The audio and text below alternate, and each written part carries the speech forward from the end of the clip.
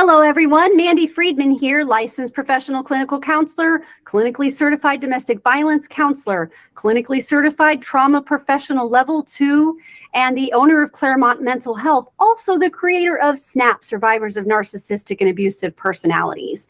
We are here today with my brother, Andrew. Hi, Andrew.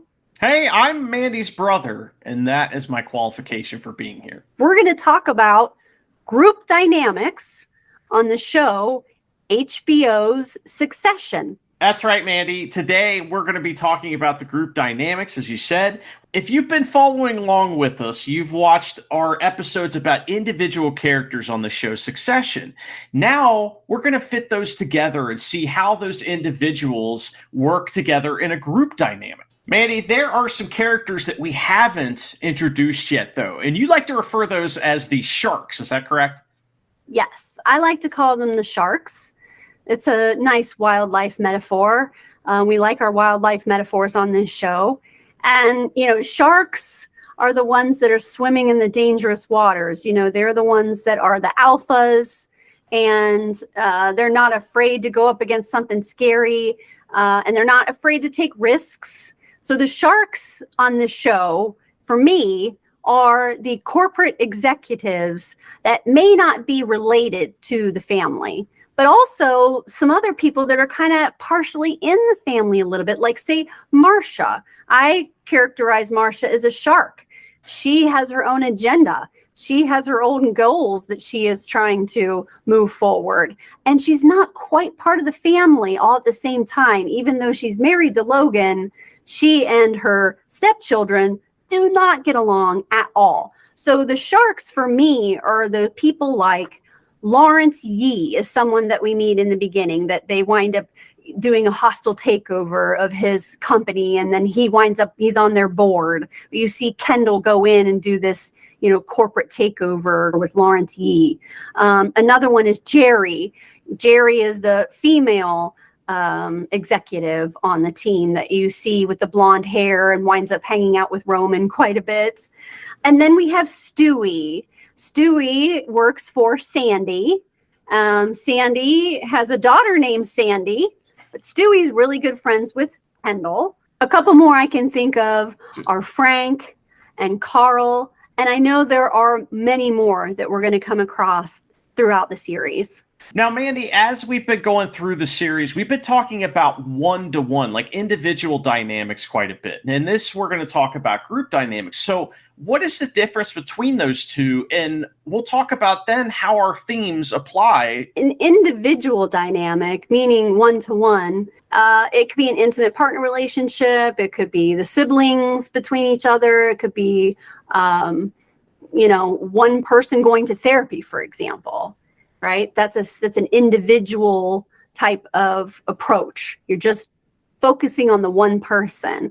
When we start working and looking systemically at group dynamics, now we're pulling in all the individuals and seeing how they interplay in their system. It's important to mention that narcissistically abusive tactics, traits, and manipulative strategies not only exist in those one-to-one relationships between, say, a husband and a wife, they also exist in groups and in systems, in corporations, in organizations, that as a whole, a system can have a culture of being narcissistically abusive. Family systems can be, as a system, narcissistically abusive and toxic and manipulative as a group. And the difference between the two is one is way more complicated than the other.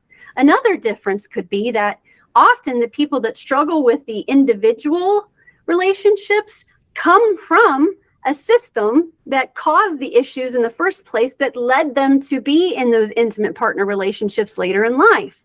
So the difference is one is super, super complicated. The other of the individual is almost an outcome of what happens when you're involved in abusive systems.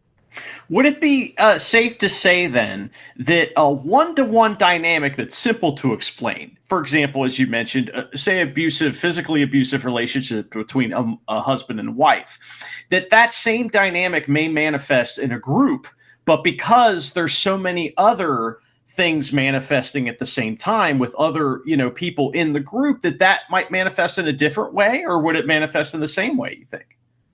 Well, it manifests a little bit differently because you have different players involved and more people working together to support and keep that system going. If someone wants to change or leave the system, they risk being ostracized.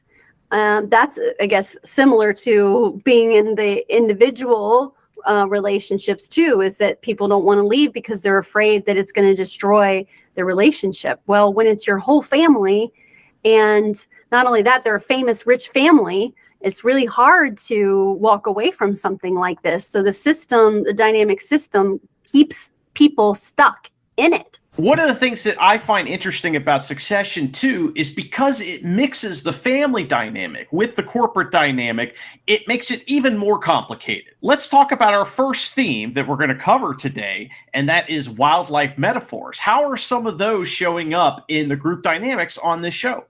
Well, just the term sharks, which, I applied to that group, but that really shows you what we're dealing with here when we just call them the sharks. That in itself is a wildlife metaphor. But one of the first ones we see comes from Marcia when she invites Ewan to the Thanksgiving family dinner, which is the most awkward Thanksgiving ever. She says about Ewan and Logan, "You two are a couple of noble stags that won't stop fighting." And that was her way of respecting them as the elder males, the patriarchal figures, and basically making it seem like, it would be natural that you would be bumping heads, you two noble stags. Really, they're just dickheads, assholes. That's it's not Yeah. There's no like loveliness to it. They're not old stags. They're just jerks. But they do behave like noble stags that won't give up on what their views are, that they have a way of looking at the world and looking at life, and the other one has a different way, and they just cannot meet eye to eye on that. So their ideals and their virtues and their morals are coming into play. Marcia's using this wildlife metaphor to kiss their ass, which is a form of manipulation as well. Absolutely. It's a complimentary one. It makes them seem like that they, have their wits about them and that they're noble in their efforts. Noble stags. There's nothing noble about what they're doing, but you're right, though. She's making it a little bit softer for them and trying to make them feel very masculine in that moment. I want to also mention a wildlife metaphor that is maybe my very favorite one in the entire series. And this is something that's said by Sandy. Now, Stewie works for Sandy. He is wheeling and dealing with Stewie and Kendall while they're doing this takeover move. And one of the things that Sandy says is, "I am a parasite on a parasite." And that might be the most honest thing that is said in the entire series, because these personalities are parasitic. And this particular type of corporation is a parasite in that it eats up other parasites. For example, Logan's corporation is parasitic. And if he can acquire Logan's corporation, and that's what his corporation does, is it goes around and eats up these other corporations that are also simultaneously parasitic. He just comes right out and says it. And I was like, yeah, I like this Sandy. He just says it like it is. I'm a parasite on a parasite. And that is absolutely true. One more thing about Stewie, and this is not a wildlife metaphor. It's just one of the lines that he uses in season 1, episode 6. Now, Kendall's trying to enlist him again in yet another scheme of getting on board with things. Kendall's trying to appeal to their long-term history of friendship. And Stewie says to him straight out, like, dude, you can't trust me. Don't tell me things that are secrets. Like he is not pulling any punches when it comes to just being himself and saying, yeah, you probably can't trust me, so don't tell me that. When Kendall is trying to get him on board with another scheme, he says, "I am spiritually, emotionally, ethically, and morally behind whoever wins." I really feel like that was a demonstration of Stewie's character, and what's going to happen throughout the rest of the show is that he is open to whatever works for him. And he's not afraid to take risks or break laws. He's not afraid to lose relationships. He'll do whatever it takes. And that's what makes him a shark. I mean, that's the thing about the sharks, is that they know how to play the game. They realize where they're swimming. They know that there's other sharks around, and they're good at navigating that environment. Another one of our themes that we've talked about a little bit is love bombing. How is this showing up in the group dynamics in the show Succession? What's important to know about love bombing is that it has to do with a cycle of abuse that is devaluation and then discard, right? So when we love bomb someone, we're trying to get them into a more malleable state of thinking, that if I'm nice to you and I love bomb you, you're not gonna be mad at me anymore. You might go along with what I want you to do. And Logan is the king of love bombing. We see Logan using love bombing as he discards people that are his traitors, people that don't agree with him, people that are, trying to find back doors around him. He will kind of push them away, and then he'll reel them back in. You can see the clearly defined abusive cycle, including the love bombing moments when he tries to reel them back in. And that moment when the love bombing doesn't work, and then he turns nasty. So he does that over and over again. He will cast someone out and then reel them back in, and then punish them, and then cast them out, and then reel them back in. When these situations come up, a lot of times they happen in a group as well. That's something that Logan likes to do, is use the group dynamic against people. Meaning, I'm not just going to punish you, I'm going to punish you in front of everyone else, and everyone's going to know. He uses another typical narcissistically abusive strategy by pitting people against each other and pitting the siblings against each other. He does this throughout the series by planting seeds of doubt and distrust, with the siblings, but also with the sharks as well. So what are some other examples of love bombing that we've seen in the show so far? Well, as part of that cycle that I just described of, there's a discard and devalue, there's a love bombing, and it just sort of goes in the circle. Connor actually describes this about his father. He says, Dad's philosophy is that you send the weak one away to establish the pecking order. So whoever's giving you trouble, whoever is seeming weak, whoever is falling on their face and not successful, whoever's embarrassing him, you send them away. And then that causes them to have to kind of earn their way back. But Connor knows this about his dad. And love bombing is the tool that's used after the discard to reel the person back in. We need you. We need you now. And you're my number one. And I can't do it without you. And you got to do this for your family, and whatever he does to bring them back. Now, if you do this, then the future might be bright, right? So we got love bombing, future faking, discard, devaluing, all happening all at the same time. Now, he uses love bombing and future faking and whitewashing or narcissistic amnesia when he draws them back in. So as he's using the love bombing and the future faking to pull them back in, it's under the understanding that we're not talking about the past, that I don't even know what you're mad about. We're not going to discuss that and won't be resolved. So that's that narcissistic amnesia that we see at times. Well, that's pretty cool, because that actually wraps a bunch of our themes together, including the next one we want to talk about, which is future faking. The show is called Succession. It's about the succession. It's about the future. And it's about a future that they really, really want for themselves, the people that are going to be the successors. Logan loves to future fake on that exact topic to control the dynamic, not just with his kids and the family, but with the executives as well, because their futures are all tied up in it too. So they don't know what their future is going to be. He uses that future, the succession, what's going to happen next, as one of the biggest manipulative strategies in the entire series, is that hopefulness that he instills in people that they now have a better position with him, or that there might be something in the future for them.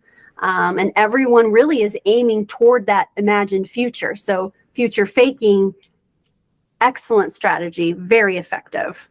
one of the first examples of that we see is basically the inciting incident that kind of starts the whole show. And that is that, of course, Logan has a stroke, but what I'm referring to is his son, Kendall, is ready to give his big speech because he's taking over the company, right? He isn't. It's all future faking. Even when he's unconscious and has had a stroke, from the depths of unconsciousness, Logan can still future fake his children.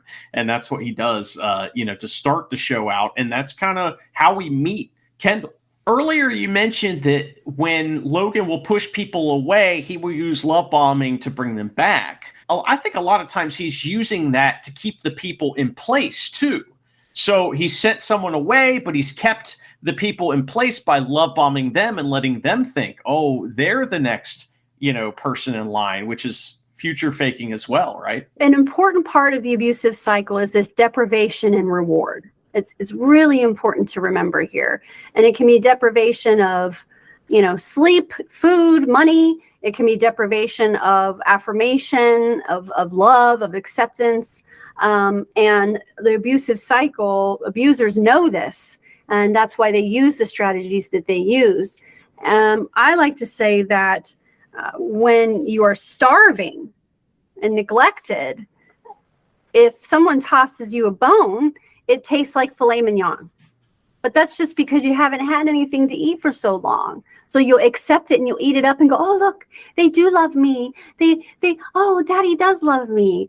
You will accept the suboptimal, bare minimum basics and fall for it hook, line, and sinker over and over. So he alienates them, banishes them, and then they become the magic person. So he'll go find them, bring them back. You see this in all abusive groups and family dynamics. The abusers love to pick you up and drop you, and pick you up and drop you. Love bomb, then devalue, then discard. They will also use this as a form of punishment. In other words, if you fall for the love bombing, you better believe there's going to be a punishment coming later. They might act right, then you act right, and you all get back together, but there's going to be a punishment because that took a lot out of them to have to put on that nice face and go and get you and reel you back in. That took an effort out of them. So now it's time for you to be punished. If you reject the love bombing or push for clarity or a shared understanding, in other words, if the target requires the abuser to genuinely take responsibility, you get this Jekyll and Hyde effect. Logan shows us this many times. He does this a lot. So he alienates them. Then they have to either beg for forgiveness and pay a penance, or he finds them in a moment of weakness, reels them in, and then they pay the penance. When these things happen, often they aren't remembered. And I believe that is a big part of our themes, the theme narcissistic amnesia. How's that kind of manifesting in the group dynamics on Succession? I think it manifests especially in these moments of pushing people away and bringing them back in, because when there's a moment of conflict, there's always somebody doing something to someone. They're all doing each other dirty.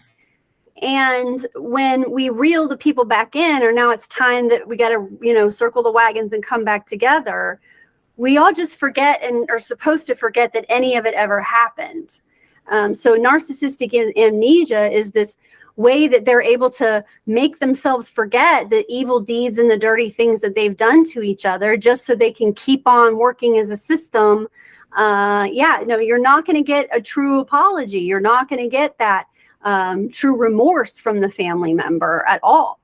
Interesting that the cruise debacle, they never really got punished for that, did they? And there really wasn't ever any kind of, explanation or anything like that. There's never any finality.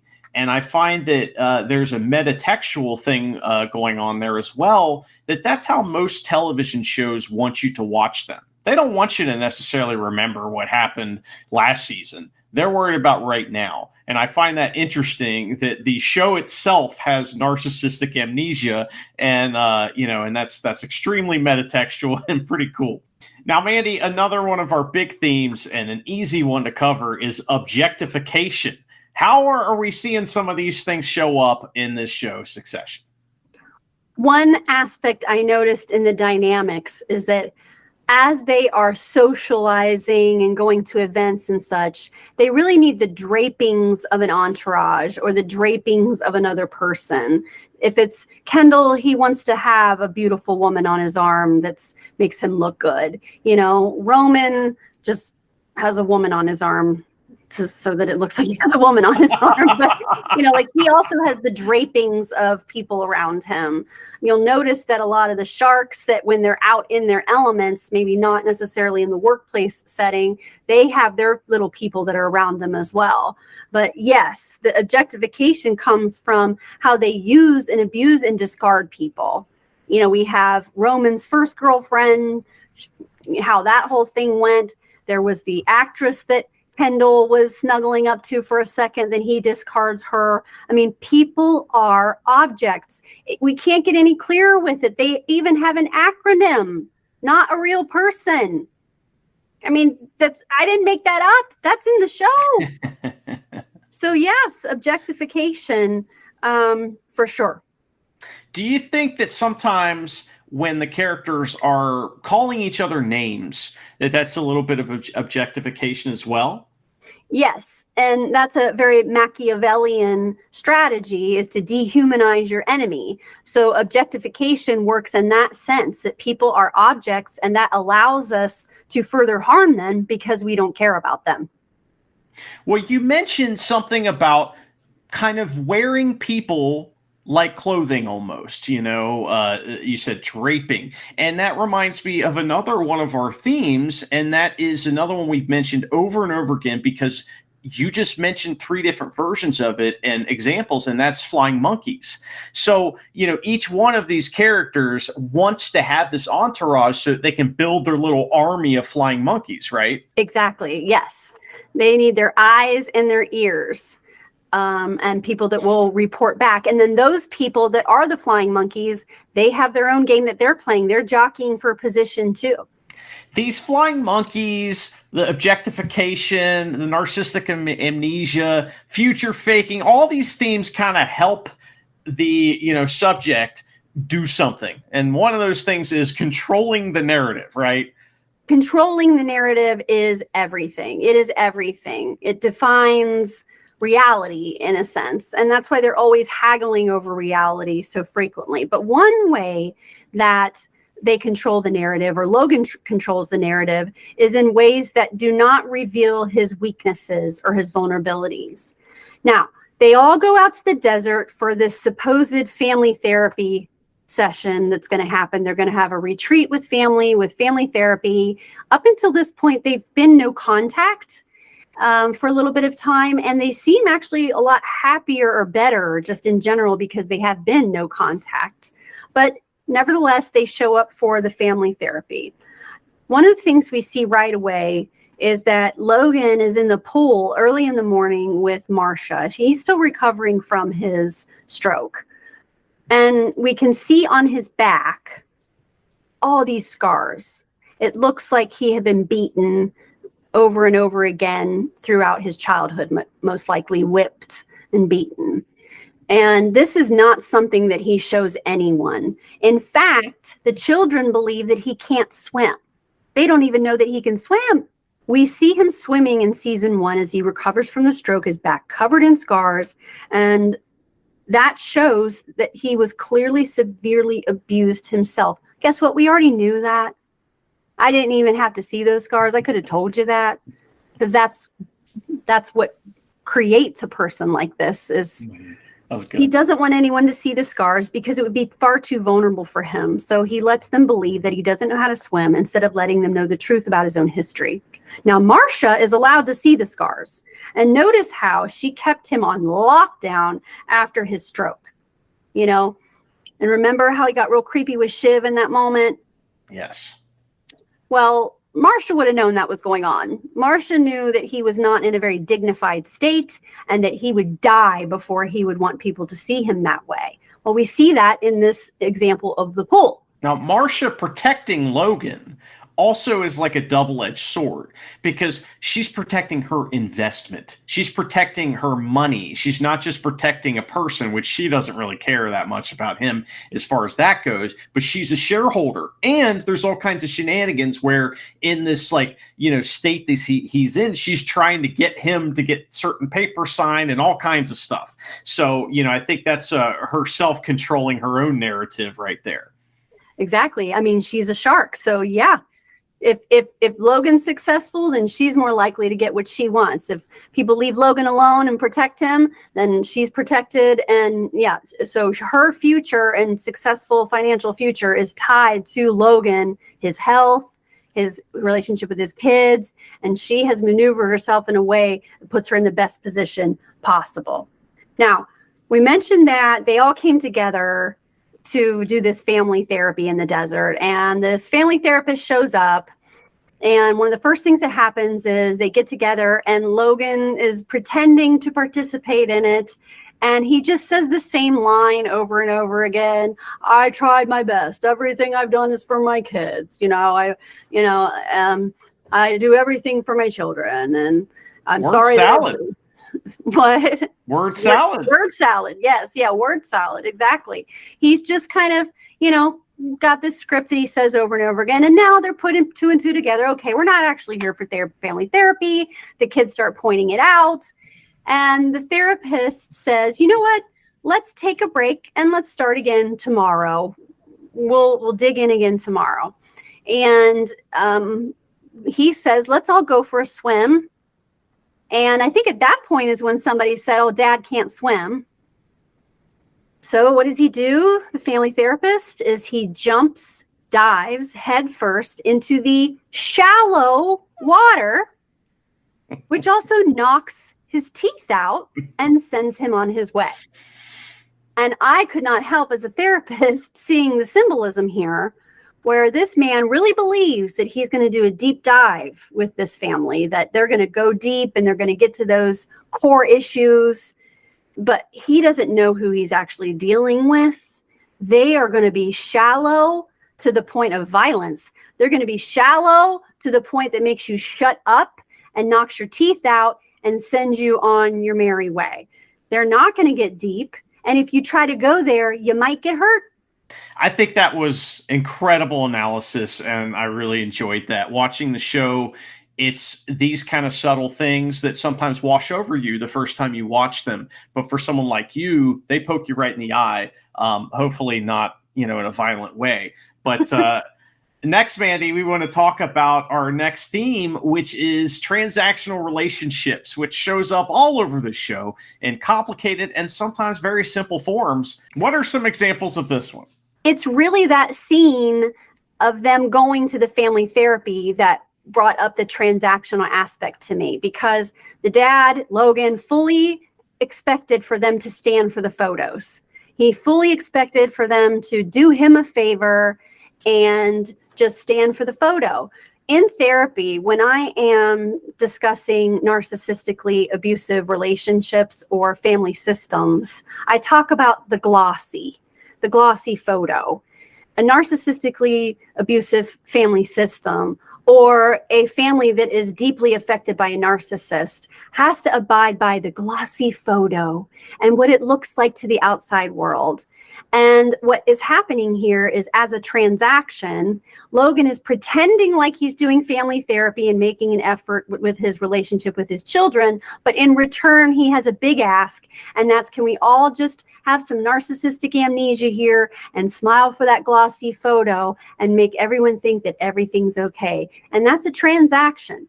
Even though he didn't follow through with his end of the deal of actually genuinely engaging in any therapy, it was a full-on trick to get them out there. He still thought it would be enough to get them to pose. We could surely come up with many, many other examples of transactional relationships. It's very easy to spot them in the show. The whole show is based on one giant transactional relationship between whoever might succeed Logan and Logan himself. So that one's easy. Another one that we see quite a bit of throughout the show is callousness and cruelty. We've seen a little bit of that already, but what are some examples that come to mind when you think about the group dynamics? In season 1, episode 2, Roman and Kendall are scheming. They're talking about that corporate takeover, that dad has had a stroke. What are we going to do?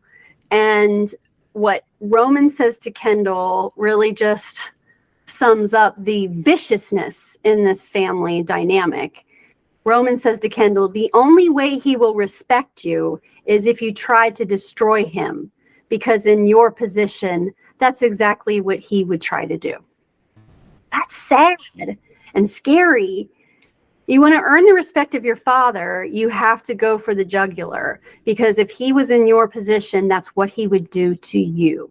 That reminds me of when Greg comes to Logan and says, Tom's abusive, and Logan's like, oh, glad to hear this. Or when Greg goes to Kendall and says, I kept some of those documents, and Kendall goes, oh, I'm impressed by this.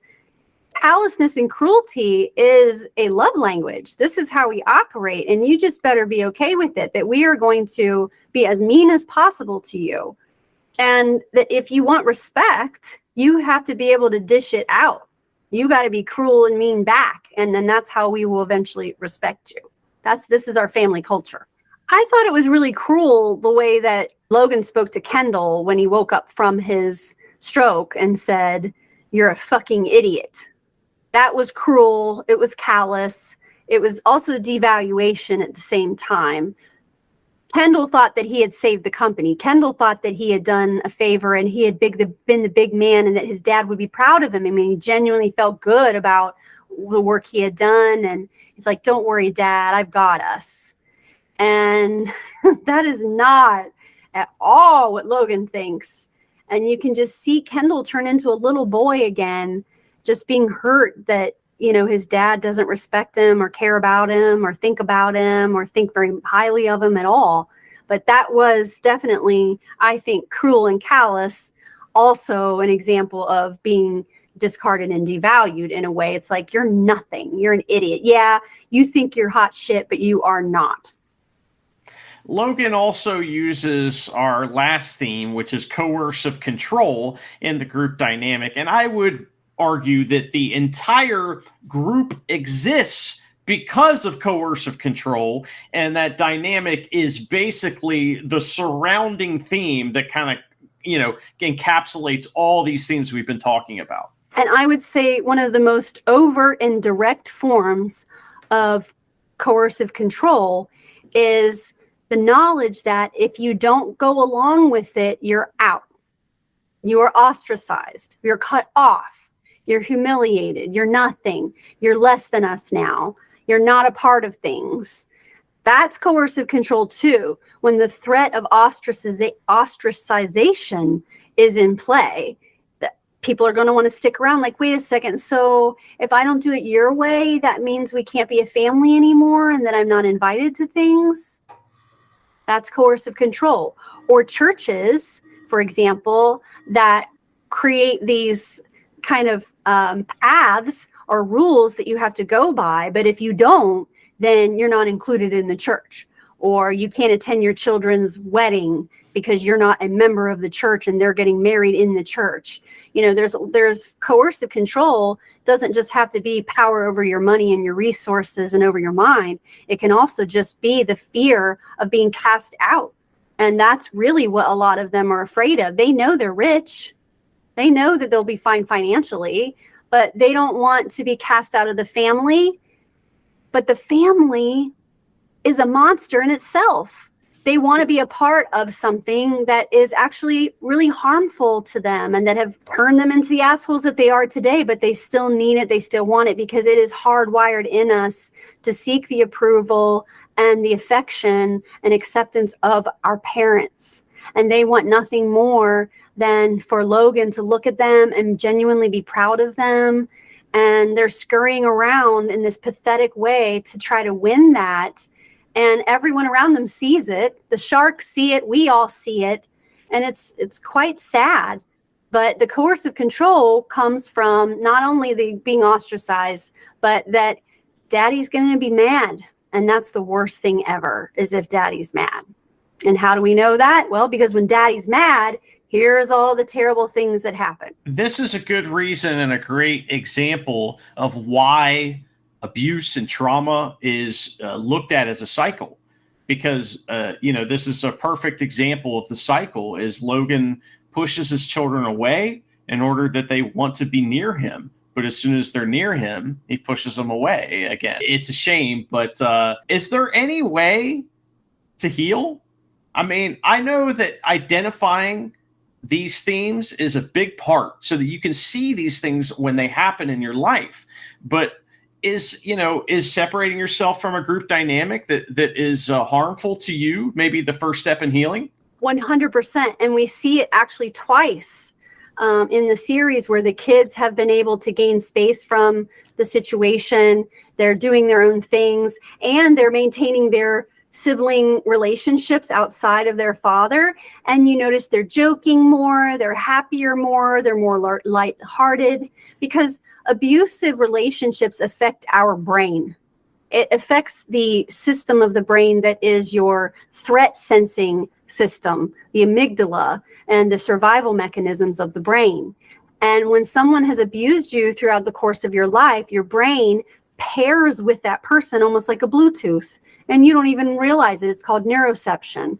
And every time that person is around, you go on some form of alert or defense mechanism just from them being in the room, just from them texting you, or a smell that reminds you of them. Your alert system goes off.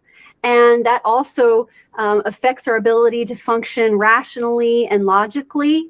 And by gaining space from that, we can allow our brains to kind of recalibrate and locate our own perceptions again and figure out what's a threat and what isn't a threat, because we override the threat over and over again. Look at who they're hanging out with. They're all threatening, dangerous people. They're all terrible, evil people for the most part, and they override any sense of maybe this isn't okay, maybe this is dangerous, maybe that's a bad person, if they even have that to begin with, right? But for regular old normal people, yeah, you have to get away from it as much as possible. Now, we mentioned no contact, but there's also low contact when you don't have a choice. But getting away from it allows your brain to start healing. It helps you become more emotionally regulated when you take space away from those toxic people and those toxic behaviors. I want to wrap up the episode with one more really interesting metaphor that's a wildlife metaphor that really sums up this family dynamic. We're talking about the Thanksgiving where Marcia invites Ewan. Logan makes the comment to Kendall, everybody has their own things going on, including Marcia. Because remember, Marcia invited Kendall over to have dinner with his father, but his father didn't know he was even coming. No one knew that Ewan was coming. Marcia's making her own moves. So when Logan sees Kendall there and he's like, oh, did Marcia invite you? And Kendall's like, yeah. He's like, well, she's making her own moves too. She's doing those things. And everyone has their own games going on. She invites Logan's brother Ewan to the Thanksgiving dinner. And Ewan's quote is this, and this is what we will end with for season 1 of Succession. This whole family is a nest of vipers. They'll wrap themselves around you and they'll suffocate you. All right. Well, thanks so much for joining us.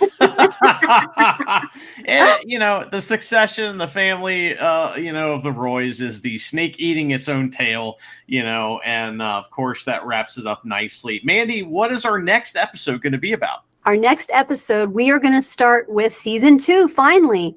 And we'll start with Kendall, because the season 1 ended with Kendall having had that thing happen at the sister's wedding with the waiter. And then he goes away. At that point, he gets whisked away because they are able to cover up what happened. He gets whisked away to a sanctuary where he's going to have plenty of time to recoup and relax and just get away from all the things that had just happened. And I'm sure that he'll have this lengthy, enjoyable stay there so he can get his head on straight. I can't wait to talk about how Kendall is going to heal from this toxic group dynamic. But it's been fun to talk about season 1. I'm fired up to get into season 2. So we'll talk to you guys soon. Thank you all for watching or listening. Goodbye.